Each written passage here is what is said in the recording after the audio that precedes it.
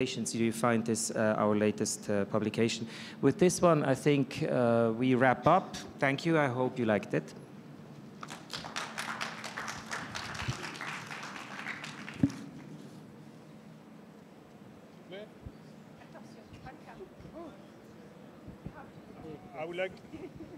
I would like to invite Graziella, Mr. Aruna Traore from the Prodaf, Mr. Altanguerel and Kabat, Femo, and Maggie again. Maggie, you can stay.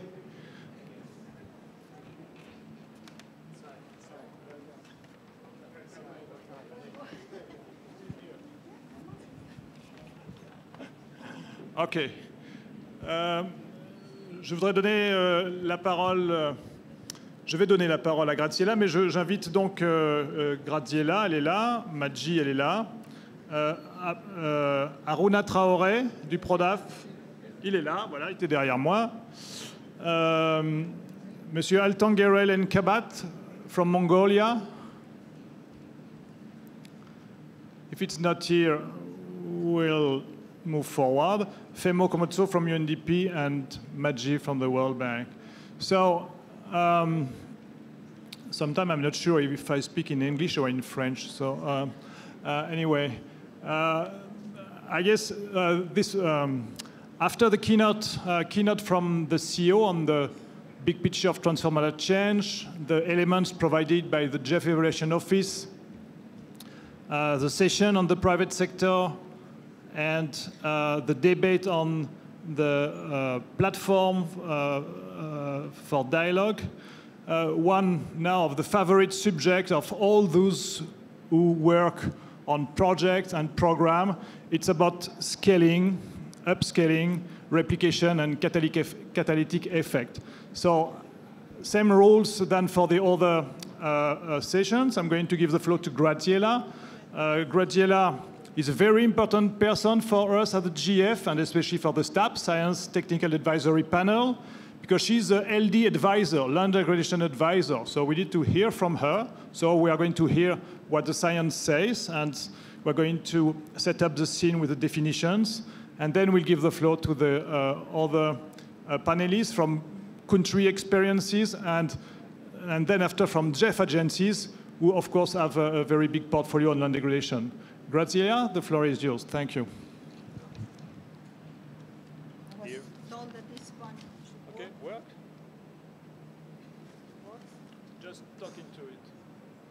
Yes. No, I don't see it works. No, otherwise this one. Yeah. I just can't. Yes, I will use this one. I just can't. I need to look at the slides. I can't advance with being on a podium where I can't see anything. So yes, Jean-Marc asked me to give a bit of reflection in terms of what we mean by scaling replication, and that word, the catalytic effect, which I don't like the word that much. I prefer to say, well, how we increase the speed at which the change we want it happens. So again, I will refer to a work that the GEF staff has produced and presented last June, and as to how we see the relationship in between the wording that GEF uses in the projects and programs, where we use the outputs, how the outputs relate to outcomes, and how those outcomes then create the impact that will generate this process of scalability.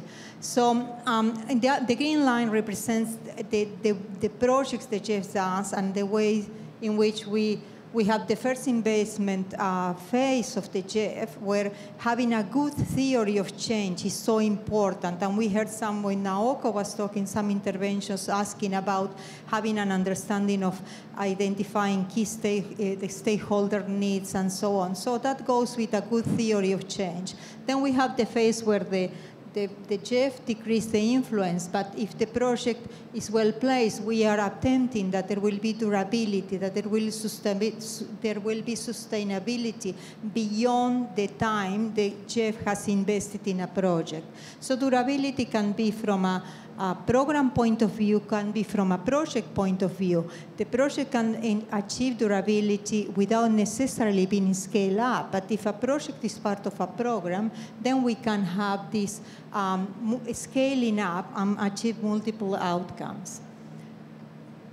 The other aspect also for the scaling is important, and then we have different scenarios here where the green line shows the very first phase of the GEF investment. And there are different scenarios on whether we achieve the project outcomes and not durability. For us, I think the important ones are D and E, where we try to have projects at scales that are successful. Then the private sector, as we saw in the prior presentation, is engaged, or we have policies that are taking over the outcomes of that project. Or we could have multiple projects that are integrated, and then we have these changes in policy that we need to, again, endure and have this sustainability and scaling up.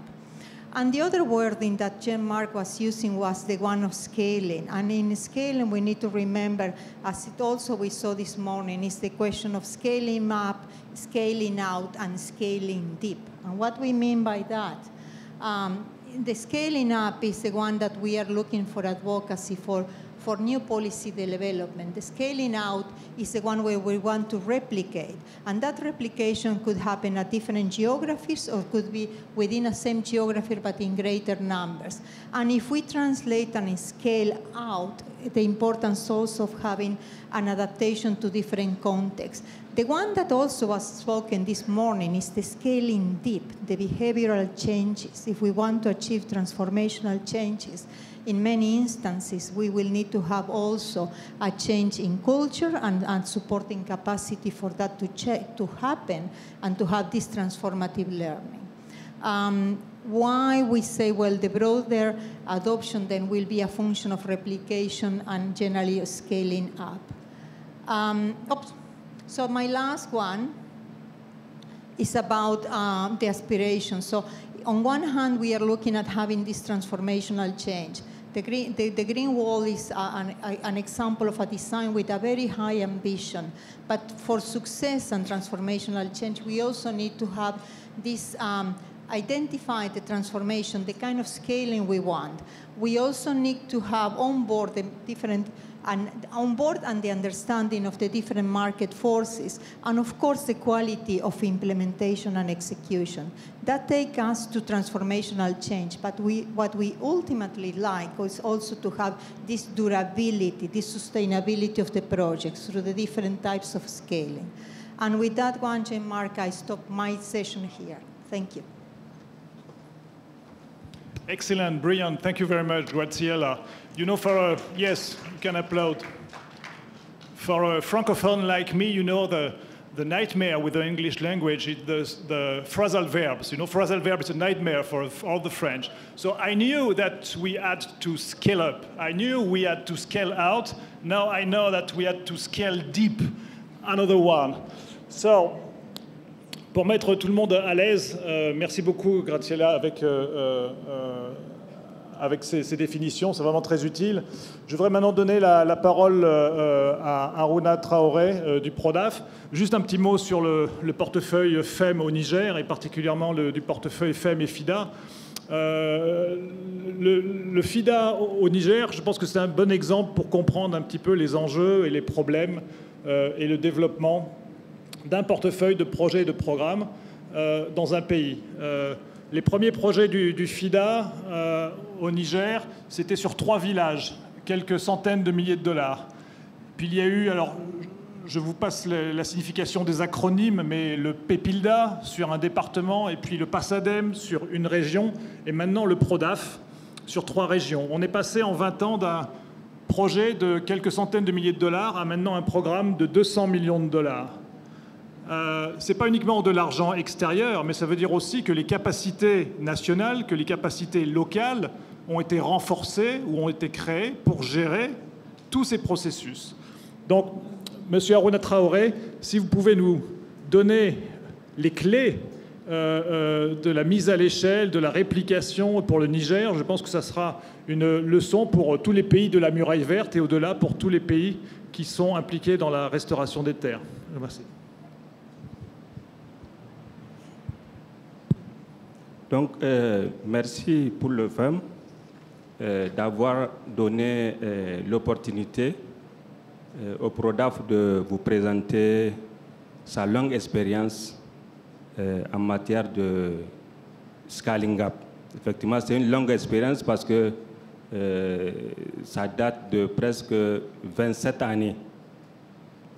Donc, je suis Haroun Mohamed Traoré, comme il a dit.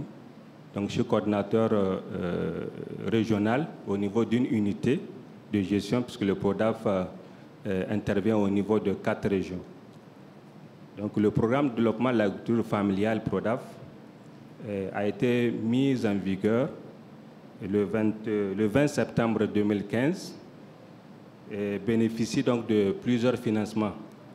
Donc, il y a le FIDA, principal bailleur de fonds, il y a le FEM, il y a OFID, le fonds fiduciaire de l'adaptation de l'agriculture, il y a le fonds norvégien, il y a la coopération italienne, l'État du Niger et les bénéficiaires. Donc c'est un grand programme qui a eu à fédérer tous les anciens projets financés par le FIDA, donc au Niger. Donc, et ces projets sont au nombre de 7. Et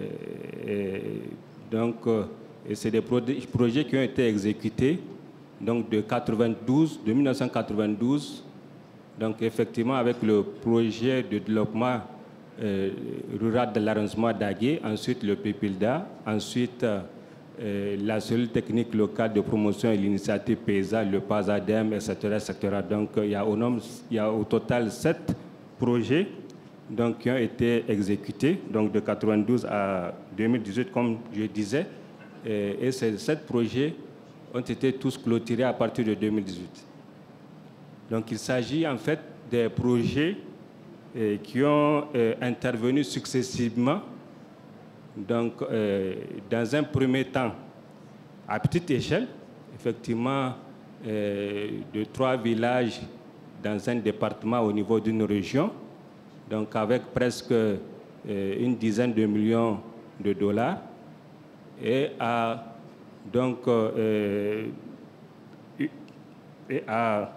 presque une centaine de villages, donc au niveau de 4 régions, donc avec un financement de plus de 100 millions donc, de dollars.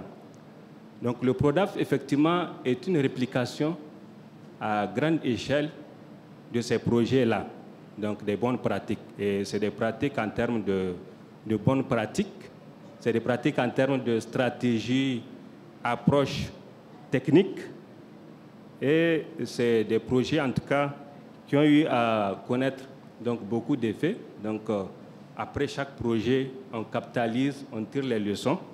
Donc, actuellement, le PRODAF est à presque 38 départements au niveau donc, de 4 régions, avec un volume de financement global de plus de 240 millions de dollars.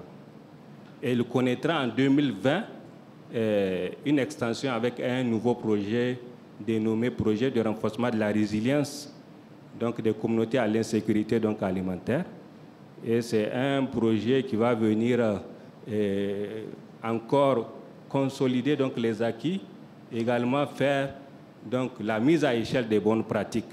Donc ce qui fait que le programme Niger FIDA va se retrouver donc avec 38 départements au niveau de 5 régions et un financement global de plus de 330 millions de dollars. Donc, en termes de changement résultats, en tout cas, sur lesquels à chaque fois donc, les projets bâtissent, donc il faut noter l'opérationnalisation d'une approche innovante, donc appelée approche pour le développement économique. Donc, c'est vraiment une approche qui est très participative et qui a évolué donc, de l'approche participative d'appui à l'innovation, développement local, à une approche maintenant qui englobe en tout cas des ports de développement économique avec une concentration donc, des acteurs dans une dynamique économique, donc au niveau d'un marché qu'on appelle marché de demi-gros, dont la dynamisation, en tout cas par le PRODAF, permet en tout cas le développement économique donc des zones ciblées, donc des bassins de production donc, au niveau donc, du marché. Le deuxième résultat, c'est le développement des compétences. Donc, en termes d'expertise, donc, du fait vraiment de la fidélisation des agents, donc passant d'un projet à un autre. Donc, ce qui constitue vraiment une mémoire institutionnelle donc, de ces anciens projets. Et cela facilite vraiment la réplication. C'est important que les mêmes agents soient là pour bien passer donc, les messages. Le troisième résultat, donc, valorisé, c'est le renforcement de l'offre locale de services. Donc, il y a des paysans qui constituent l'expertise locale, qui ont été formés, organisés et structurés en groupements qu'on appelle groupements paysans d'appui conseil agricole, donc sur lesquels le PRODAF s'appuie pour faire la mise à échelle. Donc, le PRODAF signe des conventions, des contrats de prestation avec ces groupements et vraiment, à chaque groupement, on affecte un certain nombre donc, de villages et cela, en tout cas, facilite le passage donc, des messages de pair à pair. Il y a aussi le renforcement des capacités donc, des opérateurs, donc, en termes de formation, en termes d'équipement. Donc, le PRODAF également signe des conventions de partenariat avec ces opérateurs-là pour pouvoir facilement faire la mise à échelle. Donc, l'autre résultat également valorisé, c'est la reprise dans les stratégies nationales des innovations promues donc, par les anciens projets pour pouvoir en tout cas permettre une amplification de ces innovations, de ces bonnes pratiques au niveau d'autres projets ou bien au niveau des services techniques. Enfin, donc, il a été relevé vraiment plus d'impact sur le terrain, donc, du fait de la consolidation à chaque fois des acquis, mais aussi du développement des synergies d'intervention avec tous les partenaires, en tout cas au niveau de la zone. Donc, pour finir, c'est important de relever un certain nombre donc, de défis donc, pour une meilleure réplication donc, des bonnes pratiques. Le premier défi, c'est vraiment arriver à fidéliser les agents des anciens projets donc, pour que vraiment ils portent les bons messages permettant donc cette réplication. Le deuxième défi, comme je disais, c'est vraiment arriver à renforcer l'offre locale de services pour qu'elle soit en mesure de répondre de façon efficace, de façon prompte aux demandes et préoccupations des communautés, des communes et de tous les autres projets. Et le troisième défi, c'est vraiment le soutien de l'État donc, pour accompagner donc, tout ce processus. Et enfin, comme défi, c'est l'opérationnalisation d'un dispositif de suivi et évaluation, de gestion de savoir, de capitalisation, pour en tout cas arriver à avoir des fiches techniques donc, de qualité qui vont faciliter donc, cette réplication. Donc voilà, de façon résumée, il y a beaucoup de choses à dire. Donc l'expérience donc, du PRODAF par rapport à la thématique réplication des bonnes pratiques. Je vous remercie. Merci beaucoup. Merci beaucoup. Je prends note de l'importance des stratégies de gestion des connaissances qui feront plaisir à certains collègues. Now, I would like to give the floor to Femo, who manages a significant portfolio of projects and programs, especially on land degradation. It's not a trick question, but we know that all these aspects of scaling, replication are always challenging and difficult. So I would like to know from your experience the right and the difficult case. How do you start? What are the strategies from UNDP to when you are in front of the blank page for a project and you need to respond to this question about the scaling up. How do you do that? Femo, the floor is yours. Thank you for the trick question that isn't a trick question. I think first what comes to mind usually is how many people are we going to get to adopt this particular practice or approach to doing things differently. If it's sustainable land management and you're working with farmers, for instance, the question that comes to your head is how many farmers will take up this practice, conservation agriculture or whatever. So it's about the numbers as well. But then it's also a question of what is going to sustain the adoption of that practice. You know, are they going to do it just because you're coming up with a project or a program and you say it's a good thing to do? Or how are you going to demonstrate that it actually works? You know, the proof of concept. Has it been done before? And then the third thing is also the cost. What is it going to cost the person, the farmer, the land user, to abandon what they were doing before and take up a new practice or change the way they've been doing things? So cost is also an important part of it. So then that brings into question, what are the incentives for getting people to do things differently? Behavioral change that the colleague referred to earlier. How do you get people to change their behavior and do things differently? And it's the sustainability aspect of it also comes into play. Is it going to happen while the project is ongoing and stop when the project stops? How do you sustain it beyond the life of the project? And this is where we then need to think about how do we influence policy? How do we influence practices at an institutional level where you know, incentives and subsidies are promoted, things like that, that actually may lock people into adopting particular unsustainable practices and keep them locked into those practices? How do we influence change at that level? And, you know, so things like reviewing policy, supporting policy reviews and looking into regulations and incentives at policy level is one of the ways that we always try to bring in into the design of projects. But it's difficult because, you know, a project isn't always going to influence policy change or change of rules and laws in a particular country. But institutionalization of practices through policies and through laws and regulations is what is actually going to trigger financing from those same governments, but also support from partners that may be interested in supporting a particular approach to doing things. So this is the trick I think, which is very difficult. We had one project in one country that was trying to get farmers to invest in sustainable land management and in a severely degraded landscape. And they were very reluctant to do it because they didn't, quote unquote, own the land, because every few years they had to hand it over to the next owner. And that was a serious disincentive for investing in SLM.